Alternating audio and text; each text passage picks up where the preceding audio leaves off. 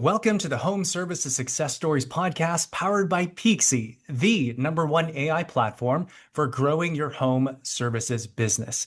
And on the show today, we have Laura Engstrom, who is the president at Alternate Design Plumbing. Laura, welcome to the show. How are you? Good, Julian. How are you doing? Doing really great. It's great to have you on. Good. Good, thanks. And it's Monday. Here we are. It is Monday and we're recording, and I appreciate you carving out some time. I know scheduling is always the most difficult part. So Laura, take a minute just to introduce yourself to our audience, if you would. As Julian noted, I'm Laura Engstrom with Alternate Design Plumbing. We are a residential plumbing contractor. Our tagline is "We're the good guys your friends told you about." And that has been such a lead-in to build rapport in the community with our fellow business owners who then comfortably refer us because they know we are the good guys. And so once we get into the residential homes, we meet the homeowners. They usually fall in love with my technicians, and we're in good. So what we've done and how we've built it with the input from Certain Path has been very, very successful. Oh, we're definitely excited to dig in more about the business and why you have become a success. And that's the whole purpose of the show, is to share the secrets of success for our featured guests. But just a bit about you, Laura. It's interesting about your background because you've always, for the most part, been self-employed. Most of your adult life, you've worked in property management, different service roles. So what drew you to entrepreneurship?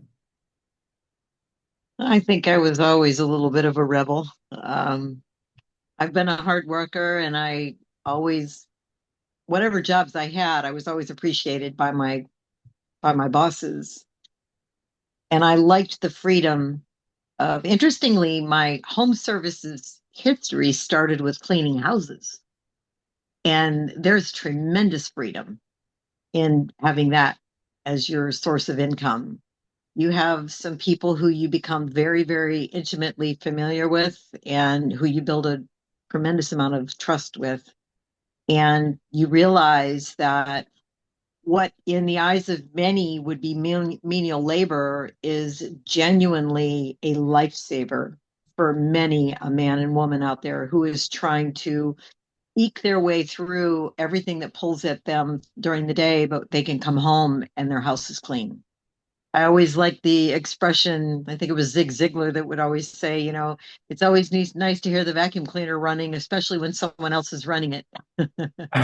So there's some truth in, no matter what your service is that you bring to someone, it's a service that they need. Otherwise, there'd be no reason for you to start a business. So I started out in cleaning houses, so I understood that providing a service is something that goes all the way to the heart of another human being, because you take something off of their plate that brings them relief, but they also know it's being done well, being done right, and they take comfort in that.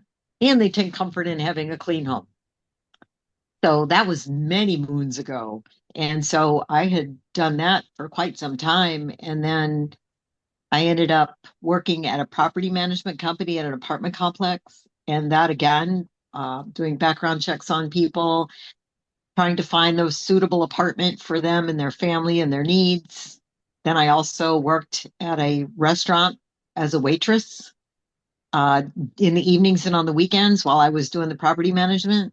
So there again, it was service industry where I understood how important it was to bring a smile to people's faces. And when you can do that through their belly, then you always know you're going to be successful. So yeah, by saying landing in the plumbing industry as a service industry, everything just kind of kept leading for me having what it takes to understand what people are looking for and what makes them happy and what they're willing to spend their money on. I think there's a lot of very interesting insights there. So first, sounds like you were drawn to entrepreneurship because you've always been kind of a rebel, an independent person, and you said the word freedom a few times at least, right? And then Mhm. because of that, you property management, it sounded like food service, a bunch of different things, but you gained a keen insight into the benefit of the service of others. And you've always been Yes, kind of in a very where the rubber meets the road, speaking to the yes, customer, understanding what truly motivates them. yes. And that's really, really cool. So how did you ultimately decide on plumbing? What was the genesis story there? A relationship. I ended up in a relationship with David, and he had started this business. And at the time I was working, so I wasn't really proactively involved in the day-to-day of running the company. But over time, I got involved in helping around the property here at the where we run the business out of. I started doing some work on the back end, working on insurance policies and coverages for the different needs that we had in the company. There was just a lot of background work that I was able to do without necessarily being in the office. And then, interestingly, in 2006, we had hired this young girl that we thought was going to work out really great and to work in the office because the gal that David had in here with him for many years was retiring. So we hired this young girl, and I fired her. About 3.5, 4 months into it, I fired her, and I ended up coming into the office. I had to get trained on QuickBooks. I had to figure out what, when, and where. And so that's how I ended up in the office working with David.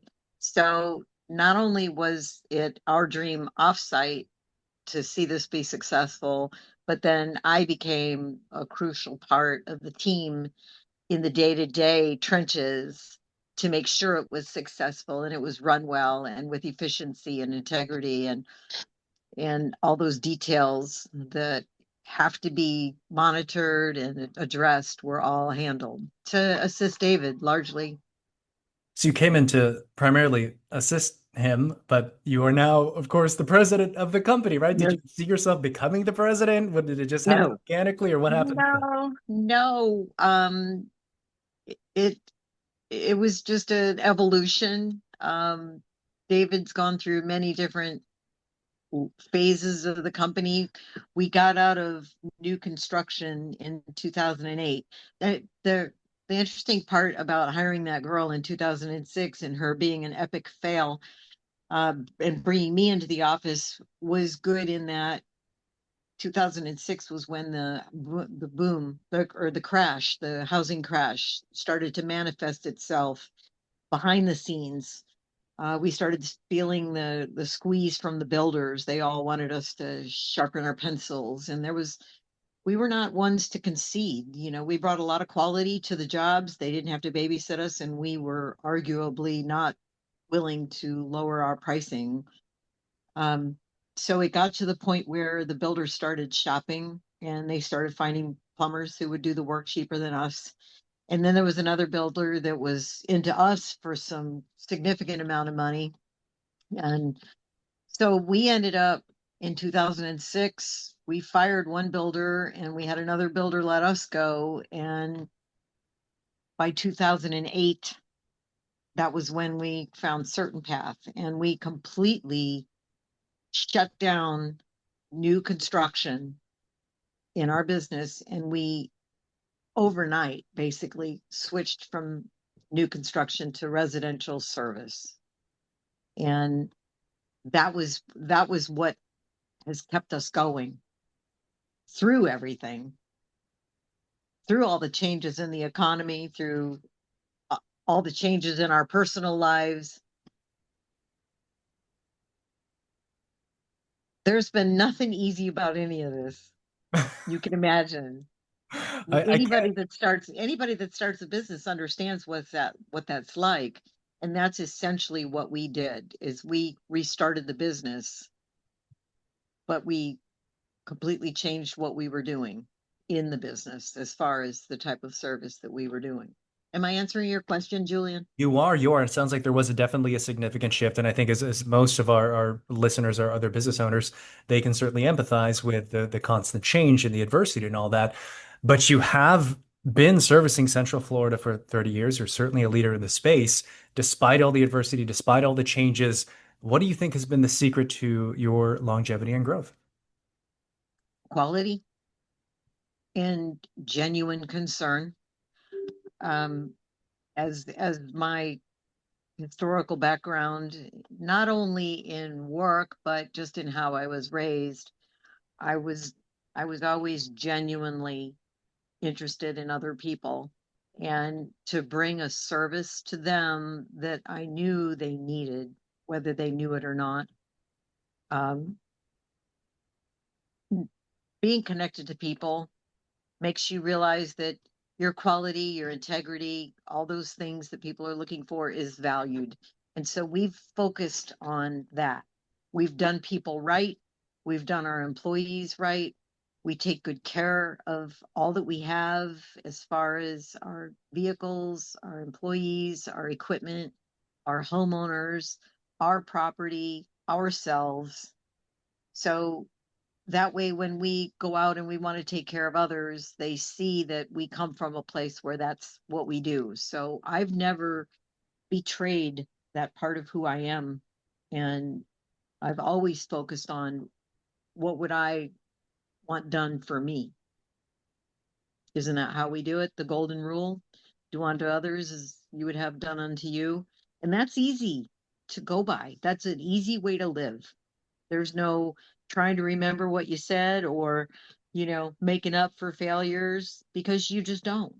You go and you do it right the first time. You take good care of people, and there's always a reward in that. And the reward has been that it's kept us going through the ups and downs in the economy. It's kept us going. And some years are better than others, but that's business. I think what you said was absolutely beautiful. What I heard was number one, quality, and number two, you're bringing sort of who authentically you are to the business, and that is you Mhm, are a lover of people.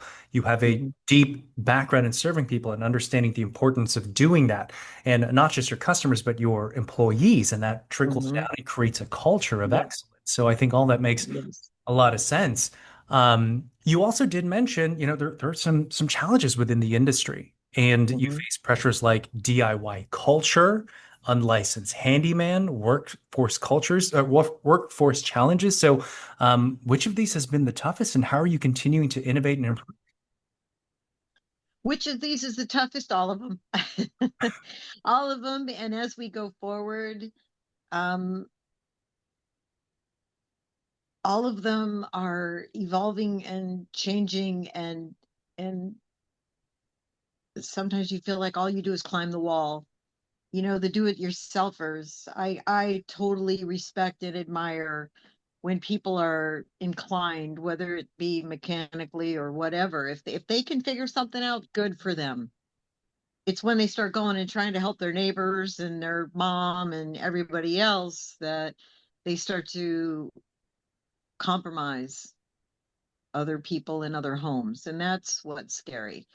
The handyman, good grief, any one of you that's on the Nextdoor app can see every day somebody's looking for lawn maintenance, an electrician, a roofer, a plumber, you name it, they're looking. And they have that mentality that if they go on to an app like that, they're looking for references because people don't run into each other downtown anymore and talk to their neighbors about who do you use for this or that. They're looking for the comfort of getting someone that's a referral to them in a sense, so that they feel like they're getting led in the right direction because they don't know and they know they don't know. But when you look on those next door apps and wherever else you may go just to kind of follow what the community's doing, and you realize how many people out there are lying and cheating and thieving and hurting other people. There's a lot of people out there that can talk a good talk and they cannot deliver, and the homeowner doesn't know until it's too late. And the homeowner doesn't know they don't know.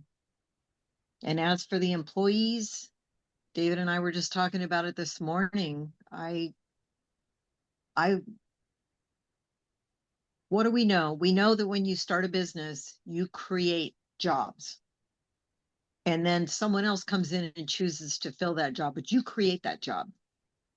So the employees have a tendency to forget that we don't need them. We could just shut down, or we could hire someone else because we created that job. But we created that job because we wanted to give someone else an opportunity. And that whole circle of why people build a business, and especially as we watch our culture change and so many of the small moms and pops are getting bought out by big corporates, and people don't even think about what it takes to run a company or to be obligated or committed to someone. But we create a job for someone, and when they come in and they agree to take that job, we as the creator have rules, boundaries, and limitations that we put on that job that we've created. And the employees nowadays, and I'm not just going to say it's Gen X and Gen Z, it's even millennials, very much so, and even some of our baby boomers. They they decide that they're going to come in and tell us how it's going to run or what time they're going to show up. And you just scratch your head. You don't want to fire them because they're a good worker when they're there, but yet you let one get away with it and then they all want to get away with it. And you hate to let go the guy who wants to come in an hour later. You have to have some rules and boundaries because in order to provide the service that we provide, when we tell someone we're going to be there at 9 o'clock in the morning, we need our tech to show up at 7 and get his truck ready and be there for training and then get him dispatched to the job. And they just have their own idea of what time to show up. And I'm sure that others are running into it and it's mind boggling to me. So yeah, those are some of the uphill climb of running a business. And I think we're all experiencing it.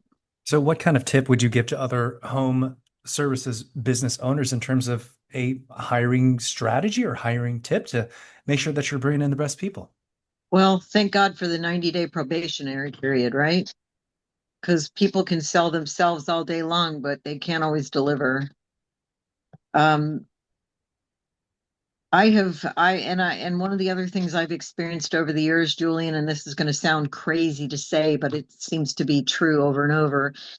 There are, every time I advertise for plumbers, I get absolute, ugh,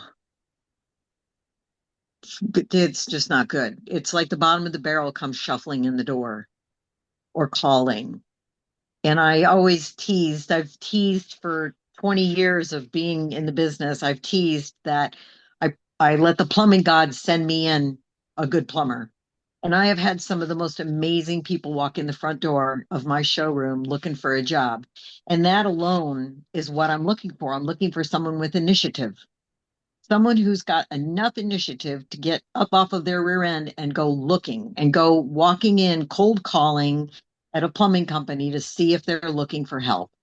And you can be assured the timing is almost always beautifully right when we're looking, someone comes in the door. So that very fact that they've walked in the door and they have the initiative to do that, and they're not just there to fulfill an obligation that they have to keep collecting unemployment. They're literally looking to work. If they come in the door and there's that to begin with, that's that's the first beautiful thing when you're looking for help. But there's no guarantees on that. And then the interview process, I always interview them myself and then I make them come in the next day at start time to interview with the crew, with the techs. And they have to pass the muster. So it's been a it's it's been a it's been an ever changing and another evolving part of running the business is trying to figure out what our rules and boundaries are going to be, knowing that the next generation of plumbers walking in the door have different work ethics than David and myself. So I don't know if I can give the best advice for the next person watching this podcast, I'm still figuring it out myself. I just know that I I watch for what is heartfelt, them looking me in the eye, and then how they deliver once they get here, and then go from there. I appreciate the honesty because you, as you know, are certainly not the only one struggling with finding great talent. But what I did hear is that the first characteristic trait is initiative. Is this person a Hmm. go-getter, right? Then not only do you interview this person yourself, but you have them meet with the team to make sure their culture fit. You have multiple different takes. But ultimately, just like you mentioned, hiring is kind of a gamble sometimes. You do the best that you can Mm, and see kind of how they turn out. You mentioned the 90-day probation. There's no results like results, right? So yes. so see how they play out. Great, awesome. And I think that's actually a pretty decent takeaway. So this show was brought to us by Peakzi. So tell our audience, what is Peakzi for those who've never heard of it before? What is it? They are our step into the world of AI. As much as I may have my reservations about it, I also understand that if we don't stay on the cutting edge, we will be left behind. And right now, in this day and age, it appears we will be left behind rapidly. So we want to be accessible to any clients, and Peakzi is helping us maintain our presence on the internet in the AI part of the world. So they are helping us build our frequently asked questions so that when people are speaking into their devices and they're asking questions that could be triggered uh, to resources that Peakzi has helped build for us, then we can become a resource that people are steered toward. We're also working on our blogs that will drop a couple times a month. And that again is where AI will pull from. And they seem to know how AI works and what it's looking for and helping us have the content out there and accessible so that we will be part of what people find when they're searching. So I'm excited to have them as a resource, as a part of our team to make sure that we, as I mentioned, stay on the cutting edge. We need to be available to people, and people are using their phones for just about everything. I think some of them are replacing a spouse with their phone, but you know, we've got to be there and be available and be findable. So what would you say has been the most tangible benefit of using Peaksy so far? Um, well, I'm seeing that even Google is noting that we're getting more visibility, which is good. I think part of what we cleaned up and added into our presence using Peakzy has helped us. We've had a very good presence online, especially with Google, but it looks like it's improving as well. Tangible, I'm not sure yet. We're still fairly new to the team. I'm excited and looking forward to seeing how we can possibly find a way to even track any of what the results are from what we're putting into this. Gotcha. Okay, so definitely from a visibility standpoint, Mm-hmm. it seems to be generating results. You're also new Mm-hmm. to it, so the benefits are going to Mm-hmm. continue to unfold. So appreciate you sharing Mm-hmm. that. So Laura, help us begin to sort of land the plane here for us. So what do you think about the future of your business, the future of alternate design plumbing? What are you most excited about, and what else do you want us to know about your success story? I think we're going to be here forever. I have been, maybe not me and David, but I'd like to think that there's going to be a next generation that's going to come in here and keep this ball rolling because we have, we all know and we all see that the home services industries are needed. And until they can make robots that can figure out plumbing and crawl under people's houses and dig ditches, I think we're safe for another couple of decades, I'm hoping. So my vision is that we can continue to be visible in our communities, that we can continue to provide that service, that people are looking for, that we can provide that service with the honesty and the integrity that they need, because people's wallets are being squeezed, and when they spend the money, they want to be able to spend it wisely and know that the work gets done right, and there's proper insurance if there's ever an issue, that we're protected, the homeowner's protected, our plumbers are protected.